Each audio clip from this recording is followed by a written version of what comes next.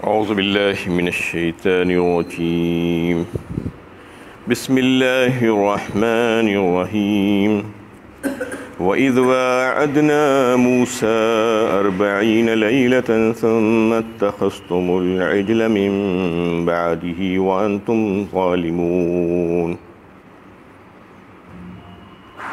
یاد کرو جب ہم نے موسیٰ سے 40 راتوں کا وعدہ مقرر کیا، پھر موسیٰ کے پیچھے تم بچھڑے کو معبود بنا بیٹھے، اس طرح تم ظلم کے مرتکب ہوئے۔ یہاں سے سورہ بقرہ کی 51 نمبر کی آیت شروع ہو رہی ہے۔ اس سے پہلے قوم بنی اسرائیل کے تاریخی واقعات چل رہے تھے۔ ان آیتوں میں بھی مزید اور واقعات بیان ہو رہے ہیں۔ یہ قصہ اس وقت کا تھا جب فرعون اور اس کے لشکر کو اللہ تعالیٰ نے غرق کر دیا۔ اس کے بعد قوم بنی اسرائیل کو سکون نصیب ہوا، وہ مطمئن ہو گئے، تو موسیٰ علیہ السلام سے انہوں نے مطالبہ کیا کہ اب ہم کو کوئی شریعت عطا فرما دیجیے اللہ سے کہہ کر، تاکہ ہم اپنی زندگی کو ایک اصولی زندگی بنا لیں۔ اس پر موسیٰ علیہ السلام نے اللہ تعالیٰ سے درخواست کی کہ یا اللہ ہمیں کوئی دستور العمل دے دیجئے، کوئی کتاب عطا فرما دیجئے۔ تو اللہ تعالیٰ نے وعدہ کیا اور کوہ طور پر موسیٰ علیہ السلام کو طلب کیا اور کہا کہ 30 دن تم ہماری عبادت کرو، اس کے بعد ہم تم کو کتاب دیں گے۔ جب 30 دن موسیٰ علیہ السلام نے عبادت مکمل کی، اس کے بعد مزید اور 10 دن کا اضافہ کر کے 40 دن کے بعد اللہ تعالیٰ نے آپ کو توریت نازل فرمائی، عطا فرمائی۔ اسی وقت جب موسیٰ علیہ السلام وہیں پر تھے اللہ کی عبادت میں لگے ہوئے، دوسری طرف قوم میں سے ایک شخص جس کا نام سامری تھا، اس نے سونے یا چاندی کو لے کر ایک بچھڑے کا جسم بنا کر اس کا جو ہے ایک مجسمہ بنا لیا، اور اس کے تعلق سے لوگوں میں یہ بات مشہور کر دی کہ یہی الہ ہے، یہی معبود ہے۔ ھذا الہکم و الہ موسیٰ فنسیا، سورہ طٰہٰ میں فرمایا گیا کہ یہ تمہارا بھی معبود ہے اور ان کا بھی معبود ہے، موسیٰ بھول گئے تھے اس لیے وہ وہاں پر چلے گئے ہیں۔ یہ کہہ کر لوگوں کو ورغلا دیا۔ اس میں جو ہے اللہ تعالیٰ نے یہ ساری روداد سنا دی کہ جب موسیٰ علیہ السلام کو ہم نے کتاب دی، اسی وقت ان کی قوم میں سے کچھ لوگوں نے بچھڑے کی عبادت شروع کر دی، پوجا شروع کر دی۔ یہ کوئی وہاں پر ان کے پاس نئی بات نہیں تھی، بلکہ اس قوم کے ہمسایہ جو قوم تھے، جو مصر اور کنعان میں جو قومیں رہتی بستی تھی، وہ بھی گائے کی پوجا کرنے والی قومیں تھیں۔ ان کو بھی جو ہے اس وجہ سے ان کو دیکھ کر یہ لوگ بھی خواہش پیدا ہوئی ان کے دلوں میں کہ ہم بھی گائے کی بچھڑے کی پوجا کریں گے۔ یہ بیماری وہاں سے چلتے چلتے کہاں تک پہنچ گئی، دیکھیے آپ کہاں سے کہاں پہنچی۔ تو اس کو جو ہے اللہ تعالیٰ یہاں پر بیان فرماتے ہیں کہ من بعدہ وانتم ظالمون، یعنی تم کو اللہ تعالیٰ نے صحیح راستہ دکھایا، کتاب توریت عطا فرمائی، ایک مشعل راہ جس پر تم چل کر مزید راہ ہدایت پا سکتے، اس کے باوجود تم نے اپنے اوپر ظلم کیا، تم ظلم کے مرتکب ہوئے۔ ثم عفونا عنكم من بعد ذلك لعلكم تشکرون، اس پر بھی ہم نے تم سے درگزر کیا تاکہ تم شکر گزار بنو۔ وَإِذْ آتَيْنَا مُوسَى الْكِتَابَ وَالْفُرْقَانَ لَعَلَّكُمْ تَهْتَدُونَ، یاد کرو جب ہم نے موسیٰ کو کتاب اور فرقان عطا کی تاکہ تم ہدایت حاصل کرو۔ اس میں ایک لفظ فرقان آیا ہے، فرقان کے معنی حق اور باطل میں تمیز کرنے والی، اسی لیے قرآن مجید کا ایک نام فرقان بھی ہے۔ اس کو اردو میں کسوٹی بھی کہا جا سکتا ہے، اور وہ علم اور فہم جس کو حاصل کرنے کے بعد انسان حق و باطل میں تمیز کر سکے اسے فرقان ہے کہا جاتا ہے۔ اس سے مراد یہاں پر وہی ہے کہ وہ علم اللہ تعالیٰ نے عطا فرمایا تھا۔ وَإِذْ قَالَ مُوسَىٰ لِقَوْمِهِ يَا قَوْمِ إِنَّكُمْ ظَلَمْتُمْ أَنفُسَكُمْ بِاتِّخَاذِكُمُ الْعِجْلَ فَتُوبُوا إِلَىٰ بَارِئِكُمْ فَاقْتُلُوا أَنفُسَكُمْ ذَلِكُمْ خَيْرٌ لَكُمْ عِندَ بَارِئِكُمْ فَتَابَ عَلَيْكُمْ إِنَّهُ هُوَ التَّوَّابُ الرَّحِيمُ۔ یاد کرو جب موسیٰ علیہ السلام نے اپنی قوم سے کہا کہ اے میری قوم کے لوگو، تم نے بچھڑے کو معبود بنا کر اپنے اوپر ظلم کیا ہے، لہٰذا اپنے خالق کے حضور توبہ کرو اور اپنے کو قتل کرو، یہ تمہارے خالق کے نزدیک تمہارے حق میں بہتر ہے، بس اس نے تمہاری توبہ قبول کر لی، بے شک وہی توبہ قبول کرنے والا رحم فرمانے والا ہے۔ جب موسیٰ علیہ السلام واپس آئے تو انہوں نے قوم کو مخاطب کر کے کہا کہ تم نے اپنا بڑا نقصان کیا اور تم نے اپنے اوپر ظلم کیا ہے، تم نے بچھڑے کو ایک معبود بنایا، لہٰذا تمہیں چاہیے کہ تم اپنے رب کی طرف رجوع ہو اور توبہ کرو اور اپنے آپ کو قتل کرو۔ اس کا مطلب یہ ہے کہ مجرموں کو قتل کرو۔ حکم یہ دیا گیا تھا کہ گوسالہ پرستی کی سزا تھی جو انہیں دی گئی تھی کہ جو لوگ اس شرک میں مبتلا ہوئے تھے، کچھ لوگ اس شرک میں مبتلا ہوئے تھے اور کچھ لوگ نہیں ہوئے تھے، اس میں دو گروہ بنا دیے گئے۔ جو اس میں مبتلا نہیں ہوئے تھے انہیں حکم دیا گیا کہ جو اس میں مبتلا ہو گئے ہیں، جو بچھڑے کی پوجا کیے ہیں، ان کو قتل کر دیا جائے۔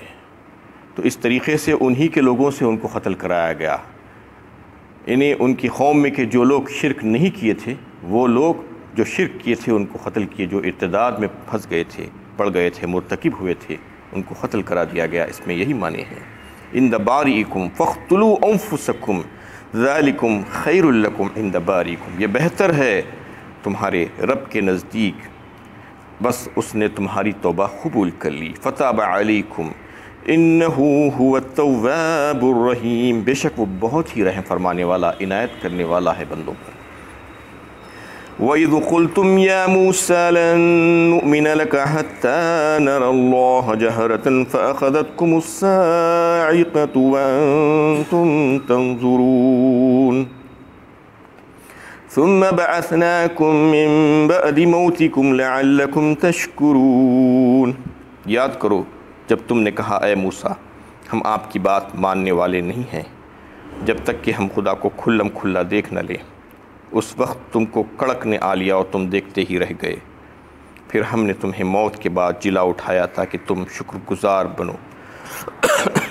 اس میں وہ واقعہ کا تذکرہ کیا جا رہا ہے جس میں قوم کے لوگوں نے کہا کہ اے موسیٰ ہم تمہاری بات نہیں مانتے جب تک کہ تم ہم کو وہ کلام خود اپنے کانوں سے نہ سنا دو، کہ ہم کو کیسے یقین آئے کہ یہ اللہ ہی کا کلام ہے۔ اس پر اللہ تعالیٰ کی اجازت سے موسیٰ علیہ السلام نے 70 لوگوں کو منتخب کیا اور کہا کہ تم چلو کوہ طور پر چل کر راست اللہ تعالیٰ کا کلام خود سن لو اپنے کانوں سے۔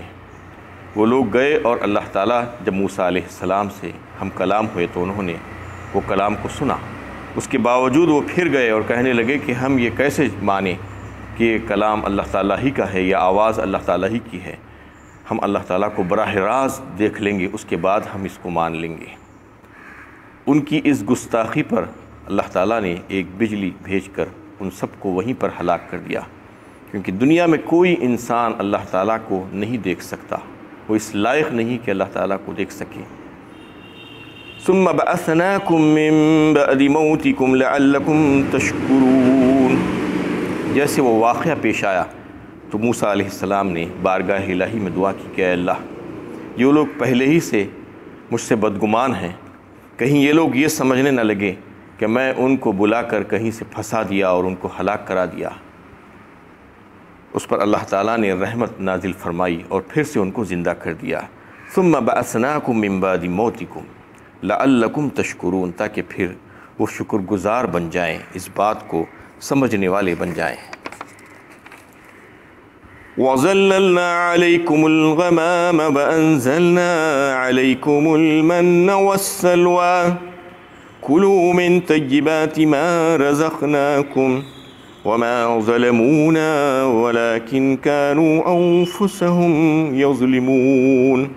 ہم نے تم پر ابر کا سایہ کیا اور تم پر من و سلوہ اتارا، کھاؤ ان پاک چیزوں کو جو ہم نے تمہیں بخشی ہے، مگر انہوں نے جو کچھ کیا وہ ہم پر ظلم نہ تھا بلکہ وہ اپنی ہی نفس پر ظلم کرتے رہے۔ اس میں دو نعمتوں کا تذکرہ اللہ تعالیٰ فرما رہے ہیں کہ ہم نے تم پر ابر کا سایہ کیا اور تمہارے لیے من و سلوہ اتارا۔ واقعہ یوں تھا کہ یہ لوگ جب فارغ ہوئے اور ان کو سکون نصیب ہو گیا تو اللہ تعالیٰ نے ان سے کہا کہ کیونکہ یہ لوگ اصل میں ملک شام کے رہنے والے تھے اور حضرت یوسف علیہ السلام کے دور میں مصر میں جا کر بس گئے تھے، یہ 12 بھائی کے 12 قبیلے بنے اور وہاں پر لاکھوں کی تعداد میں ہو گئے یہ لوگ ہوتے ہوتے۔ اس کے بعد جب وہاں سے نکلے تو اللہ تعالیٰ نے ان سے کہا کہ تمہارا اصلی وطن ملک شام ہے، اس پر قوم عمالقہ مسلط ہوئی ہے، حکمران ہے، جا کر تم ان سے اپنا اصلی وطن چھڑا لو، ان سے جہاد کرو۔ وہ لوگ نکلے قوم عمالقہ سے جہاد کرنے کے لیے، اور جب ان کے حدود میں پہنچے تو دیکھا کہ بڑے لمبے تڑنگے لوگ ہیں، بڑے زور آور لوگ ہیں، تو ان کو ہیبت ہو گئی اور وہ پیچھے ہٹ گئے اور کہا کہ ہم جہاد نہیں کریں گے۔ اس پر جو ہے اللہ تعالیٰ نے ان کو سزا دی کہ اللہ تعالیٰ کا حکم نہ ماننے کی وجہ سے 40 سال تک اللہ تعالیٰ نے ان کو سرگرداں پریشان پھرتا رہنے کے لیے چھوڑ دیا ایک میدان میں۔ یہ کوئی واقعہ یا قصہ نہیں ہے بلکہ سورہ مائدہ 6 پارے میں اللہ تعالیٰ نے اس کا تفصیل کے ساتھ تذکرہ کیا ہے کہ موسیٰ علیہ السلام نے اپنی قوم سے اللہ کے حکم سے کہا یا قوم ادخلوا الارض المقدسة التي كتب الله لكم ولا ترتدوا على ادباركم فتنقلبوا خاسرین۔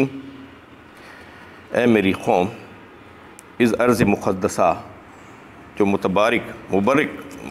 مبارک جو ہے مقام ہے، اس میں تم داخل ہو جاؤ، ملک شام جس کو اللہ تعالیٰ نے تمہارے لیے لکھ دیا ہے تمہارے نام پر۔ وَلَا تَرْتَدُّوا عَلَىٰ أَدْبَارِكُمْ، اور نہ پلٹو اپنی پیٹوں کے بل ظلم کرتے ہوئے، فَتَنْقَلِبُوا خَاسِرِينَ، تاکہ تم جو ہے خسارہ اور نقصان اٹھانے والوں میں سے نہ ہو جاؤ۔ قَالُوا يَا مُوسَىٰ إِنَّ فِيهَا قَوْمًا جَبَّارِينَ وَإِنَّا لَن نَّدْخُلَهَا حَتَّىٰ يَخْرُجُ مِنْهَا فَإِن يَخْرُجُ مِنْهَا فَإِنَّا دَاخِلُونَ۔ ان لوگوں نے موسیٰ علیہ السلام کو جواب دیا کہ اے موسیٰ، اس میں ایک زبردست طاقتور اور زور آور قوم رہتی بستی ہے، ہم اس وقت تک وہاں پر داخل نہیں ہوں گے جب تک کہ وہ وہاں سے نکل نہ جائیں۔ قالوا یا موسیٰ انا لن ندخلها ابدا ما داموا فيها فاذهب انت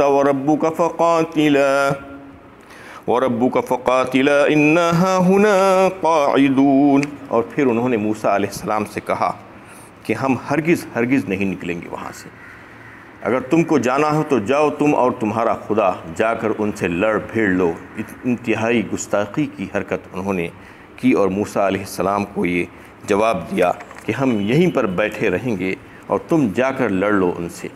قال فإنها محرمة عليهم 40 سنة يتيهون في الأرض، اس پر اللہ تعالیٰ نے ان کے اوپر سزا نازل کی، یہ کہہ دیا گیا کہ تمہارے لیے یہ زمین حرام کر دی گئی ہے 40 سالوں تک۔ قال فإنها محرمة عليهم 40 سنة يتيهون في الأرض، تہ میدان تہ کہا جاتا ہے اسے، تہ کے مطلب یہی ہے کہ سرگرداں اور پریشان پھرنا۔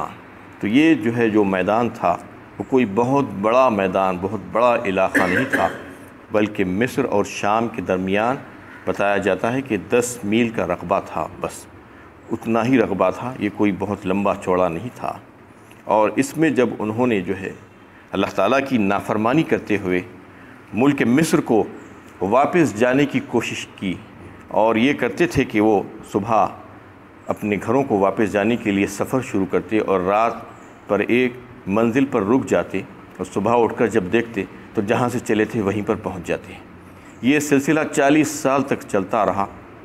اس دوران حضرت موسیٰ علیہ السلام، حضرت ہارون علیہ السلام دونوں وفات پا گئے۔ اس کے بعد اور ایک نبی بنائے گئے، حضرت یوشع۔ تو اس طریقے سے 40 سال تک وہ لوگ وہیں پر جو ہے رہنے پر مجبور ہو گئے، اور اسی میدان میں اللہ تعالیٰ نے ان کو رکھ دیا۔ اور چونکہ وہ میدان میں کوئی درخت نہیں تھا، کوئی کھیتی باڑی کا انتظام نہیں تھا، کوئی پہاڑ نہیں تھے اور کوئی عمارتیں نہیں تھیں، تو اس وقت ان کے اوپر دھوپ اور گرمی کی وجہ سے وہ پریشان تھے، لاکھوں کی تعداد میں نکلے ہوئے تھے۔ تو انہوں نے موسیٰ علیہ السلام سے درخواست کی کہ اپنے اللہ سے مانگی ہمارے لیے سایہ دے دیں، اور اللہ تعالیٰ نے ان کے لیے سائے کا انتظام کیا۔ ایک ابر بھیج دیا اور وہ ان کے سروں پر آ گیا۔ اس کی وجہ سے جو دھوپ کی جو تمازت تھی وہ ان سے کو پریشان کر رہی تھی، اس سے نجات مل گئی۔ اس کے بعد پھر کھانے پینے کی ضرورت پڑی۔ انسان جو ہے جب ذرا سا فراغت پاتا ہے تو اس کو بھوک لگنے لگتی ہے۔ جب کھانے کی ضرورت پیش آئی تو اللہ تعالیٰ نے ان کے لیے من و سلوہ اتارا۔ من کہتے ہیں کہ آسمان سے اللہ تعالیٰ شبنم کے ساتھ کچھ اس طریقے سے کچھ دانے بھیجا کرتے تھے، دھنیے کی دانوں کی طرح تھے، وہ زمین پر ٹپکتے اور جم جاتے، اس کو وہ کھا لیتے۔ اور سلوہ کہتے تھے، بٹیر جیسا ایک پرندہ ہوتا تھا جو ہزاروں لاکھوں کی تعداد میں ان کے قریب آ جاتے، اور وہ وحشت زدہ ہو کر ان سے دور نہیں بھاگتے بلکہ قریب آتے اور انہیں پکڑ کر اس کو ذبح کر کے کھا لیتے۔ یہ دونوں غذائیں قدرتی غذائیں تھیں، اللہ تعالیٰ نے ان کے لیے بغیر کسی محنت اور مشقت کی ان کو دے دی تھی۔ تو اس میں ان دونوں غذاؤں کا تذکرہ کیا ہے، اور کئی ایک ضرورتیں ان کی جو وہاں پر تھی اس میدان میں، اللہ تعالیٰ نے ان کی ساری ضرورتوں کو پورا کر دیا۔ پانی کی ضرورت پڑی تو آگے آیت آ رہی ہے کہ موسیٰ علیہ السلام کو حکم دیا گیا کہ اپنی لاٹھی اس فلاں پتھر پر مارو، اس سے چشمے پھوٹ نکلیں گے، اس سے تم پانی لے کر استعمال کر لو۔ اس طریقے سے سارے انتظامات ان کی گزر بسر کے لیے کیے، لیکن ان کو سزا کے طور پر اس میدان میں پھٹکتا ہوا چھوڑ دیا گیا۔ وآخر دعوانا الحمدللہ۔